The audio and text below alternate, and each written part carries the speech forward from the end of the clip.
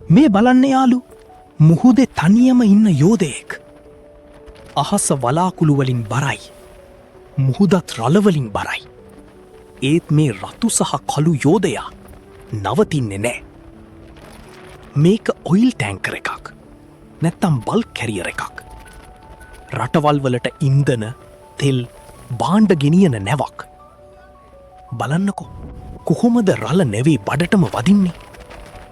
අපි ඉන්නේ පොඩි බෝට්ටුවකින්. ඒත් මේ යෝධයා ඉස්සරහා අපි මොන තරම් පොඩිද. මාස ගානක් මේ විදියට තනියම මුහුදේ. නිදි මත කෑම ගෙදර මත කිය ඔක්කොම පැත්තක තියලා. සීෆේරලා කරන කැපකිරීම මේකයි. මේ වගේ නැවක් නැතුව අපේ රටේ ලයිට් පවා නෑ යාලු. අපි පාවිච්චි කරන හැම දෙයක්ම ඉන්නේ මුහුද හරහා.